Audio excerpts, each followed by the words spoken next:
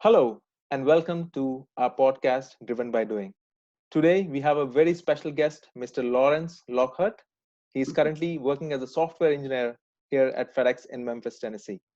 When I met Lawrence last week, I was so amazed hearing his story, and I realized the potential that he uncovered within himself from a food service industry to becoming a software engineer. He's a self-taught software professional, and his story is so inspirational. Today, he's joining us live. Uh, Welcome, Mr. Lawrence. Thank you so much for coming onto our show, Driven by Doing. Wow, thank you, Vinky, for having me as a guest. This is the first time I've been called special guest on anything in a long time, so I've already made it. We can end right now. I'm so happy. Thank Thanks you for even so much. starting this platform too, man. This is awesome. And coming out of the Memphis community, this really warms my heart. So glad to be a part of it. Absolutely. Really appreciate you taking the time today. Let's get started. There is a lot of things that we need to talk about on our show to, really share your story, share Sure. your wisdom to all of our audience, students who are listening to our podcast. Let's get started. So, my first question to you is, how did you find your passion to become a software engineer? As I told our guest just a while ago, you coming from food service industry, what did the journey that you went through from transitioning over your career. Just can you share a few words about that to our audience? Sure. And it's funny, you gave me a few questions that we might go over. And Yeah. that one, which is like the standard interview question, was the hardest one for me. And I need to take a minute to explain why.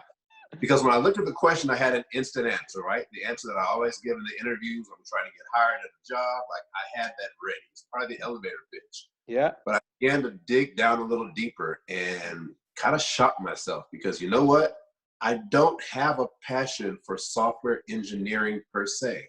Let Mm. me explain. My passion is actually in emerging technologies and seeing the power of what technology can do, cutting edge technologies, things that have never been done before. And I know that's true because I thought back all the way to my childhood, which is many years ago.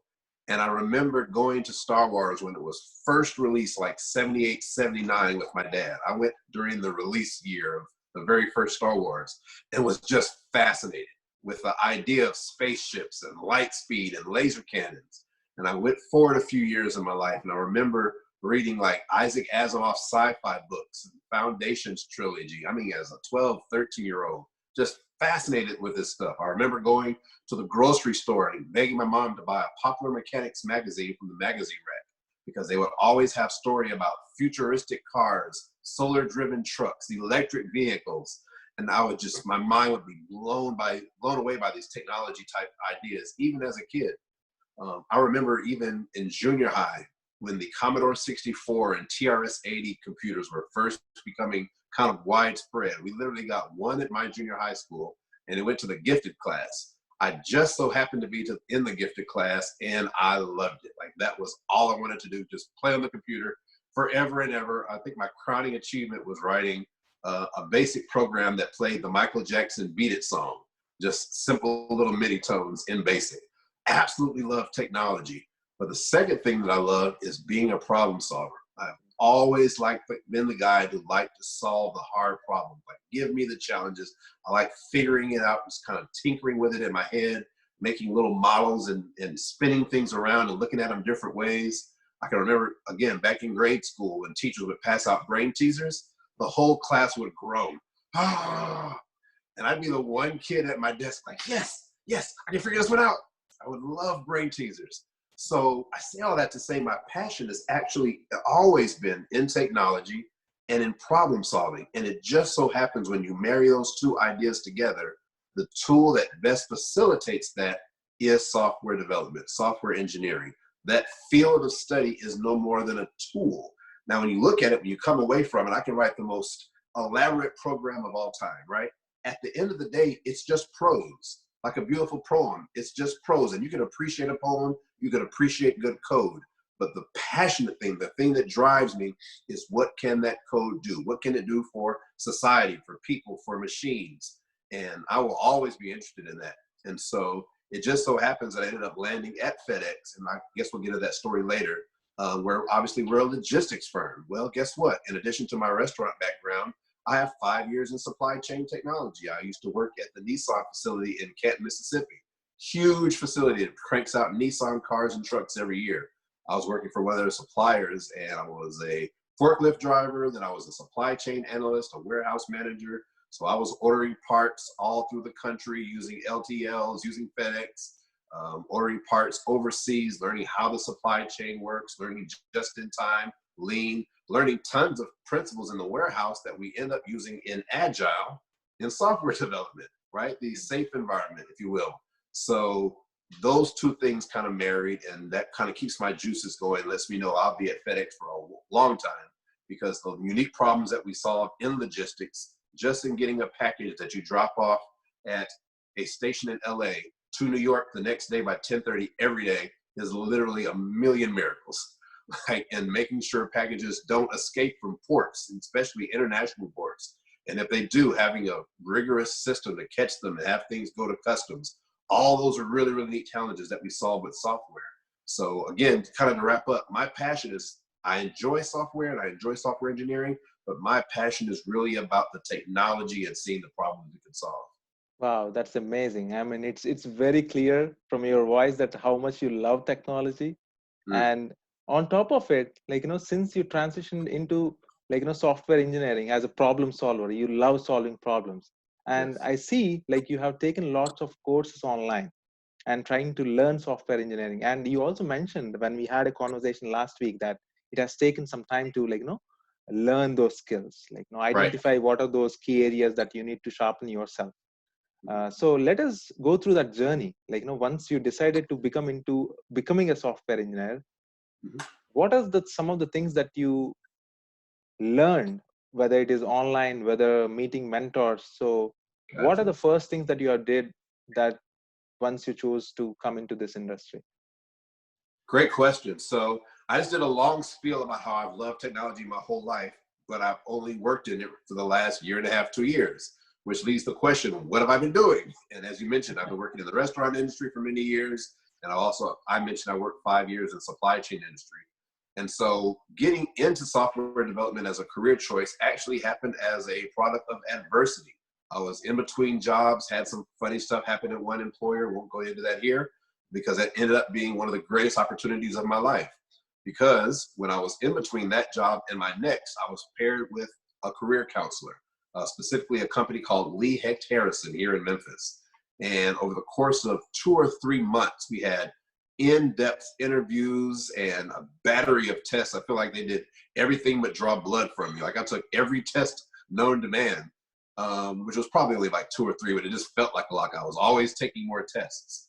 And the neat thing, the commonality that came out of all those tests was, to my surprise, I still had technical aptitude.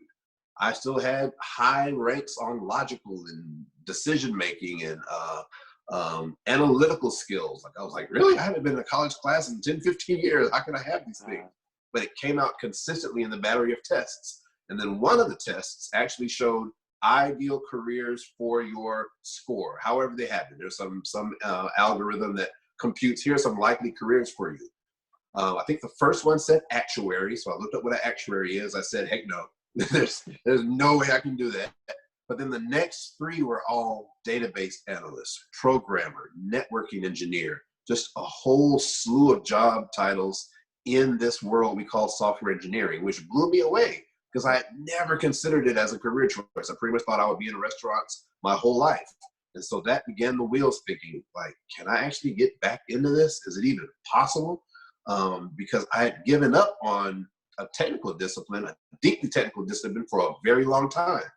Now, there's a part of my story that I've never shared, I don't think, with anybody locally. Vicky, you're getting the exclusive. Whoever sees this, I don't want you to tell anybody before you release it, because I've never told this part of the story, right? So when I graduated from high school, 16 years old, I graduated early because I skipped a year of school. I was like the high school phenom, great grades and ACTs and SATs and all that stuff. I was third in my class, but it was a small rural school in the central Mississippi. So in the fall, early winter of 1988, before I graduated high school in 89, I received early admission to the Massachusetts Institute of Technology. Now, for those that don't know, MIT for short It is widely considered among the top 5 engineering institutions in the entire world for easily the last 50 plus years. Many years it is considered the absolute top engineering school in the world. And I was accepted. And on the next summer of 1989, I was admitted as a freshman. It's one issue. I had made it through my entire junior high and high school career without opening a book. I had this magical ability, which was totally a curse, of walking into a classroom, simply paying attention and regurgitating that information on a test well enough to score high, even on standardized tests. And it never developed any sort of discipline when it came to study, which means when I went to my dream university, MIT, the best of the best, I bombed out. It was horrible, horrible, horrible. Semester after semester, couldn't find my rhythm. All of my smarts, all of my accolades, all of my trophies and my positions I held in high school, all of that meant nothing. I felt like the dumbest guy ever. Couldn't get my rhythm. I would try to get help. It was like I was behind in everything. And after 3 semesters, they said, it's not working. They gave me the little slip. I was expelled. And at that point went into what I didn't even recognize at the time because it wasn't being talked about that much, really went into a depression. I had the opportunity of a lifetime to get, I believe my major was mechanical engineering at the time. And to get that degree from MIT, I remember walking down the plaza of MIT and meeting Harold Doc Edgerton. He was doing guest lectures. Harold Doc Edgerton invented strobe photography. He's just strolling around MIT. That's the kind of place it is. And I blew it, totally blew it. And I mean, for months, years, my heart just sunk down. All imaginations of having a technical career, working at, I believe at the time, my goal was to work for Bell South. That was before mergers and split ups happened. I wanted to be an engineer at Bell South. All that was out the window. Came home with like a dog with his tail between his legs, enrolled in some community colleges, bounced from one to the next one. Didn't do well, couldn't get my footing, went from that to some state schools, still couldn't get it going because in the back of my mind, I had completely blown it and there was no coming back from that. Well, that lasted for like 4.5 years, 4.5, almost 5 years. And had to sit down with my dad. Well, we had a lot of sit downs, but we had one critical sit down. He was like, look, you know, and I know you can do this, but apparently you don't want it right now. So he said, as far as I'm concerned, the main thing that has to happen right now, you have to grow up, you have to mature as a man, which means you have to get a job. And that's how I fell into the restaurant industry. It was just something I could drive down to right down the street. I believe my first job in restaurants was working at Dairy Queen in McGee, Mississippi, just making little ice cream cones. Now, strangely enough, because of how I was raised, I always had a good physical work ethic, but I didn't have a great study work ethic because I didn't need one. So I excelled in restaurants, did great. 1 month I'm making ice cream cones. 6 months later, I'm the assistant manager. 3 months later, I'm the night manager. And then went on to the Wendy's and went on to Ryan's Steakhouse and on and on and on. Progressively higher positions, doing very well financially. I actually ran the athletic dining facility at Ole Miss for a while. Actually opened it. It's called the Grill of 1810. And doing well financially, nice house and everything, but really, really, really burned out. And like I said, it caught up with me. And upon leaving there, that's when the thought of getting back into a technical discipline came about. But that's a span of time from leaving school originally in 1994 to around 2016. That much of a gap where I had never even considered it because of the painful experience I had missing on the best opportunity in my life up to that time. Wow. No one's ever heard that before, so Wow. you can't tell it. Wow. This is out of the box, Lawrence. I mean, we have heard so many stories, people dreaming about going to these big schools, but you never know if that is the right choice until you go there and really experience it. And there are so many students who only just will dream about going to those kind of top engineering schools, and especially during those times back then. And it's so difficult to even get a chance to go there and get that experience. And you eventually had a different experience that you would not even imagine. Absolutely. While dreaming about that school. So it was, I mean, it was, I have have never heard something like this. So I mean, thank you so much for sharing your Yeah, story with your audience, because so many people that might be resonating with them, because people will look at, like, these top schools, and sometimes to become successful, it doesn't necessarily be from being from the top schools, right? Even right, normal schools, if you have the capability, everybody has the capacity, everybody has the capability. That's what I right. truly believe in. It doesn't really matter where you went to school or where you worked. Eventually, if that is the dream that you wanted to chase, you are going to do it no matter what. So I it is believe that. just amazing how things change over a period of time, whether that is in case, yeah, in the case of you, it took 2 decades almost to, like, Yes, really come back to like, the come back to things that you love. You love solving problems, you love like, learning about technology. That's what motivates you, that's what drives you.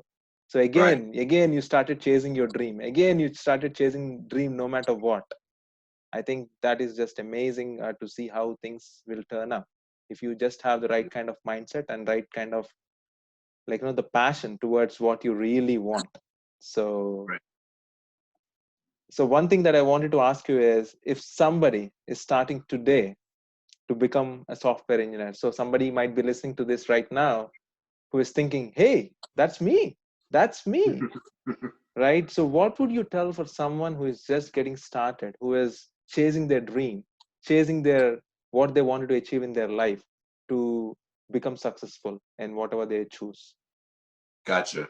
So I'll break this up into two parts. I'll talk about those who are on a self-taught journey like myself, which I simply mean those who do not have a Bachelor of Science, specifically in computer science. And then I'll talk about those that are already still in school. So on the self-taught road, a few things, and it's timing is a funny thing. I was thinking about sharing that story with you earlier today. And as I was thinking about it, my daughter came from in this house. She came out here to the garage and she was showing me what she learned in science today. They had to write down the speed and the length of time it takes each planet to circumnavigate the sun. And I'm looking at it, and Mercury was a very short amount of time. Like, I think it circles the sun every 88 days, every 88 Earth days, all the way to Neptune and, not Pluto anymore, but all the other ones, how long they take. But the thing that just stood out to me was all these different rates, but every planet circumnavigates the sun. Everyone does, without fail, for the entirety of its lifetime, whatever that is. And for some reason, when it comes to humans, if I'm Earth, I automatically want to be Mars or Venus. Or if I'm Saturn, I want to be Mercury. And when we're not Mercury, there's something about society that says you're not quite good enough. There's something wrong with you.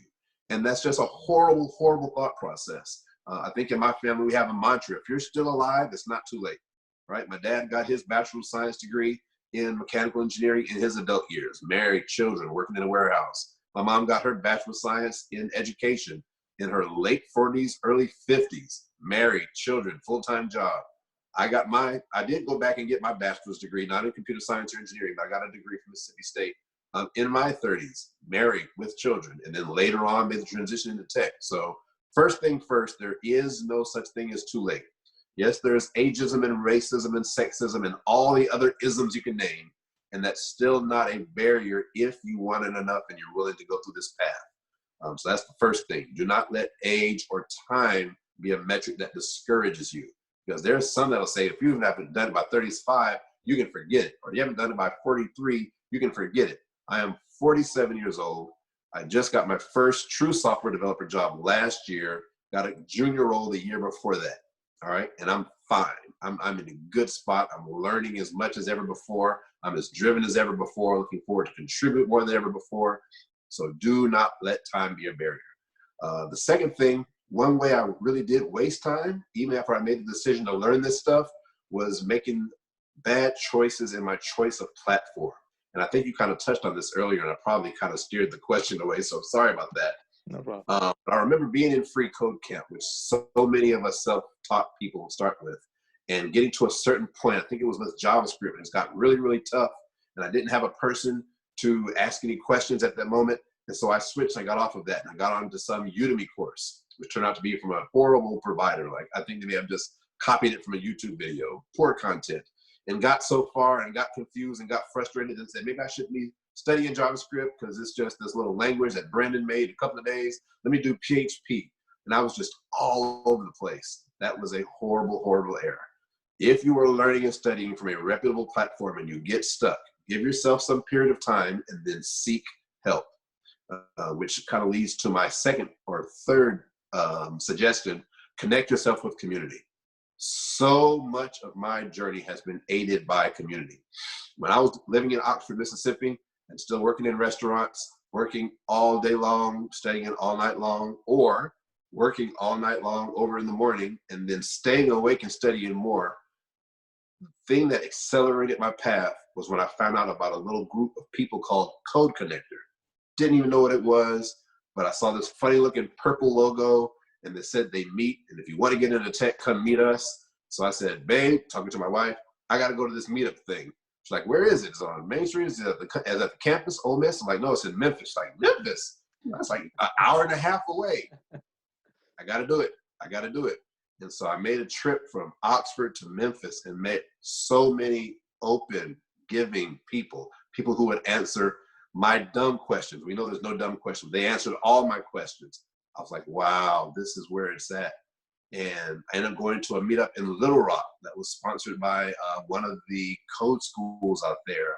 Which one they used to have, I forget. Iron Yard. There used to be an Iron Yard in Little Rock. I went, they had like a coding day. I went to Little Rock to meet them and came back to some more Code Connectors. And I ended up meeting people who not only answered questions, but I ended up meeting a guy who would later on become my boot camp instructor in the following year, which was early 2019. The same person would end up becoming my advisor and on-job mentor at FedEx. His name is James Quick. I'm just going to go ahead and plug him right quick because he has a lot of great content out there on Udemy and Twitch and YouTube. His brand is called Learn, Build, Teach. But I would never know about a James Quick if I didn't get out of my house. James is just amazing. James is a great guy. He's a giving guy. He's a giving guy. And there's so much about him and people like Ted Patterson that I like to model myself after, you know, to put that out there that I want. It kind of reminds me of a definition I read of karma that, you know, people have karma all backwards. It's really about work, right? It's really about work. The work that you put out, you should have a reasonable expectation to receive. If you do not put out the work, don't look for anything, right? So I want to put out that work. I want to put out the work that people have put into me, and Code Connector as a meetup group has been very much that type of an entity. So very helpful. So connect yourself with people. Don't waste time jumping around from platforms. Do invest in time in figuring out what you want, because when we say technology, that's an entire world of things. Then we reduce it down to software engineering. That is still an entire world of things. Figure out, where are you more interested? Are you more interested in making things look nice? Are you more interested in the logical aspects? Are you interested in cutting edge things like AR and VR and game design? Are you interested in simple apps, mobile apps? There's so many little areas. And more than likely, if you think you're interested in technology, one of those areas will respond, you will respond more to than others. It may be network engineering, cloud engineering, security, so many areas. So it's good in an early phase to begin just exploring. And one of the best way to explore is talk to people who are already in those roles. How do you find those people? Go to groups. Just go. Just get out your house. Wow, Lawrence. When we're allowed to, by the way.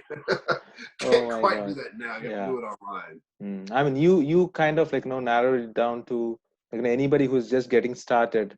If I would say, they need to seek community. They need to get involved, because that is one thing that I learned for myself for the last couple of years, is there are so many people that wanted to help you.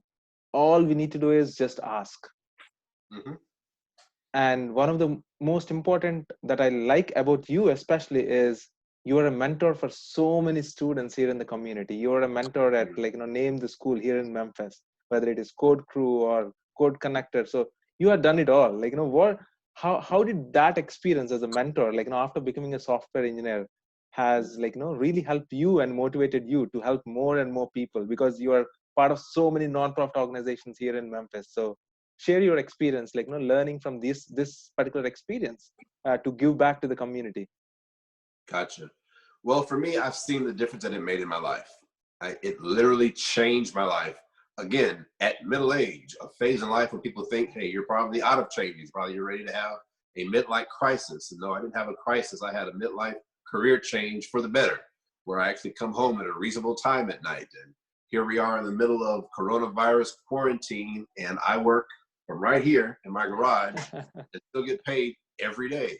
And I'm in an industry that's resilient to the virus. Logistics has to happen. So my life hasn't changed very much, but it had to change to be like this, right? Because if I was still in the, let's say, quick service restaurant industry, they're really going through right now. And let me just take just 2 seconds to say my heart really goes out to people who are experiencing pain in so many ways right now related to COVID-19, whether it's sickness or loss of life, loss of income. And, you know, we in technology can even be a solution to help in some of those areas. But I'm very appreciative of where I am and what people pouring into me has made me. And I'm just passionate. I'm talking about passionate about doing the same thing for other people, because I think, number one, many people don't even know that this is available to them. There's stereotypes that aren't necessarily that helpful in terms of what programmers or coders or engineers look like or seem like, or even where they go to school. And the fact is, if you're interested and you're capable of learning, if you're, first of all, if you're interested in technology and you're capable of learning these type of concepts, this is an open field available to anyone. It is not exclusive outside of people who don't want to do the work. So as many people as I can preach that message to, the better. And I am happy to, I don't work officially with Code Crew, but I know all those guys. I love those guys. They're doing an amazing work there. I am one of the official leaders with Code Connector, so I'm really happy to help organize both the things we do in person, online, in our Slack channels, and even work with developing other new leaders. I've always been one to like I said, to problem solve. And so I look at a thing and say, hey, we have all these people. How can we help them to flourish in their leadership capacity to expand our reach, to help more people? How can we go beyond just our small group into touching college kids or young people in high school who are still in that deciding phase, or even older adults who may be in one industry and want to make a change. So all those things are very exciting to me. But seeing the difference that mentorship has made in my life inspires me to do the same for somebody else. So do you think even like, high school kids who are just getting out of school and they are trying to figure out like, what's best career for them? So how do you think like, they should go and approach like, what's best career for them? Because a lot of times I see people trying to figure out what's like, whether it is the best major for them or what's the best career fit, because we all went through the same journey. We all figured it out by failing, by going through and like, challenging ourselves by talking to others. So what do you think like, people should do at that age if they are just trying to figure it out? Yeah. Wow. When you're 16, 17, 18, the best thing you can do is just try stuff. You're so young, and more than likely statistics say you have so much life ahead of you. You do not have to necessarily absolutely know your entire life path at 16. It is a great time to try many things, whether it's different clubs. You should try clubs that you never even considered before, organizations in high school. Not necessarily just to become a leader, but to find out, what is this thing like? What is drama like? What is the computer club like? Being a tinkerer of ideas can do a lot for your future. And I think about, even as I say that, one of the luminaries in the tech space that I love is Steve Wozniak, right? Steve Wozniak, of course, was there with Steve Jobs. You know, Steve Wozniak, for those who don't know, hand-built the first Macintosh computer himself, inside and out. It wasn't a huge factory. It was just him, right? Jobs was more of the sales guy. He was more of the presentation guy. He sold the sizzle, but Wozniak sold the steak. But at the end of the day, Wozniak was a tinkerer. Before there was an Apple computer, he was a guy that just liked taking parts and sticking them together with the other parts and making them work neat. And then when he could make them work into something, he would go and meet some guys at a computer hobbyist club. He was a hobbyist. And like, hey, here's what I made. And they'll be like, hey, that's cool. Here's what I made. And they would exchange ideas. And he was doing that from his youth all the way even into his adult years, just experimenting, tinkering with things, seeing what works. And just as he did that with technology specifically, young people can do that with every area of life imaginable, right? Hey, let me try to join some club. Let me see, hey, I don't think I'm interested in technology. Let me just try a free course. There are so many free avenues to technology right now. It is insane. I just shared earlier the story when I was in high school, when I was in junior high school. We literally had one computer for one class. It was a special small group of people that had access to that one computer, which means out of all the 5th, 6th, 7th, 8th graders in my junior high, there was only one small class that even had access to that technology. Today, most of us have access to the internet at minimum. And I know there's still a digital divide. We have some things to talk about with that, because even with COVID-19 and schools trying to adjust to that, one of the problems they're running into is children who simply don't have internet. And the quick response, well, they all have smartphones. They actually don't. There are many households that have neither a smartphone nor internet nor a computer. So there is a digital divide thing to address. I don't want to ignore that. But beyond that small number, the majority of us have access to the internet, which means you have a portal into every imaginable career choice, life choice that there is. This hasn't existed before. And you can go deep enough in it for free without investing too much time or money, where it's not even a sacrifice. It is an amazing time to live. You can explore a little bit of technology, a little bit of software. My daughter, my younger daughter is 11 years old. I have 3 kids. My son in the military. My older daughter is in college. My younger daughter is 11. As part of her homeschool, we found something called Pixar in a Box, because one of the many career choices she thinks she might want is graphic design.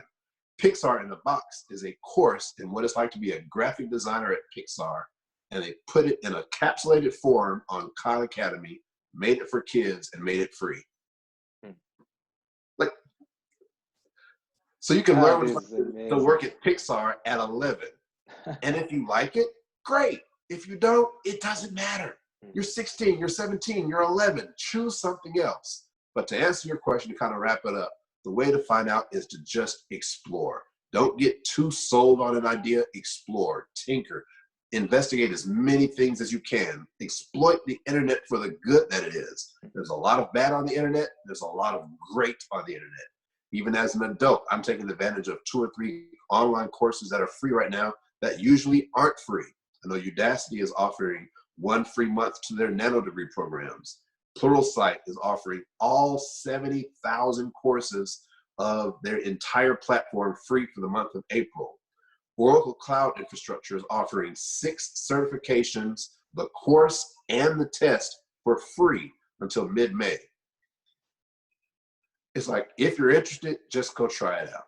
Wow. And if you don't, say, hey, I'm not into that. Let me try something else, until you find the thing that resonates with where your heart is. But the sad thing would be to be so narrow-minded, or not to investigate things, or even worse, to not use this tool that we have to go and see the entire world of what's out there. It's a huge, huge, huge world in terms of technology and knowledge, and even geography. And I really want to encourage young people that may or may not, or hopefully will see this, that you can expose yourself to that and find out things that you do not know right now. At 16, at 17, at 18, high school graduate, you know a lot. And I'll give you credit for knowing a lot. And I will also say, quite factually, there's a whole lot you've never been exposed to. And exposure is one of the greatest educators that there is. So expose yourself, find out what you like. That is out of the box. Yeah, I mean, like, this is just amazing for a lot of kids. Even have to learn from you and like listen to your story and all the tips that you have shared with us today. Really appreciate you once again taking the time to talk to us, Lawrence. I mean, I just had a blast talking to you. You had a great story, and I hope you enjoyed sharing your story as well. I mean, there are so many tips that you just shared today that can really, really help a lot of youngsters, especially who are trying to find out or figure it out what's in it, or what's best in their life that they wanted to do, and also who are transitioning from different career onto something that you are passionate about. Thank you so much again, and really enjoyed talking to me. Awesome. Yeah, talk to you soon. Thank you so much. So before we leave, if at all our audience want to reach out to you, what's the best place to connect with you? Let's see. I'm on Twitter every now and then. It's LD Lockhart Jr., which is my initials plus Junior. I'm starting to Instagram because, that's what 48-year-olds and 47-year-olds do today, Instagram, because y'all kicked us off Facebook, right? So I'm on Instagram. I have a weird little handle called One Syrian, Onesiarian. Both of those handles are technology related. You're not going to find me getting into anything weird. Totally kids safe. So one Syrian on Instagram and LD Lockhart Jr. on Twitter. Of course, I would love anyone interested in technology. This is a very beginner-friendly channel. So get on Slack and or go to our website, codeconnector.io. Get us invite to Slack because we have daily conversations around coding and careers. We do questions of the day. My friend JC Smiley, who you interviewed, he asked 2 or 3 questions of the day to the whole community. And you can just sit on there and just read the answers and learn so much about coding and software and networking and careers and interviewing and resumes, just reading other people's answers. So you don't want to put yourself out there like on Stack Overflow and get your neck cut off by all the mods and, you know, all the guys of Stack Overflow. Come on over to Code Connector Slack. It's very beginner friendly, but we do have a number of senior and experienced developers who pass through there, give great advice for free. You'll learn a lot. You can connect with people. I suggest it. And speaking of which, we actually have our next virtual meetup on Tuesday, the 28th of April. And I'm not sure when this will air. If it's after that, sorry you missed it. We always have a big one on the 4th Tuesday of April. So just kind of write that down. The 4th Tuesday of April, we are meeting somewhere. Typically it's in person at the Epicenter here in Memphis. Obviously, with all of us being quarantined and spaces like that, co-working spaces being closed, we've gone all virtual. But in either case, we would love to have you, love to help you out. Wow. So audience, if you're trying to learn something as Lawrence has just shared, definitely check out codeconnector.io as well as the Slack channels and Instagram that Mr. Lawrence just shared about. And you're more than happy. I mean, Lawrence is more than happy to help you with any technology questions. And if you're just getting started, so he's a great mentor as well. So definitely take advantage of this opportunity for talking with Lawrence as well. Thanks again, Lawrence, for talking to us, and really appreciate your time today. Thank you so much. Wish you well, Vicky. Appreciate having me on. Yeah, thank you.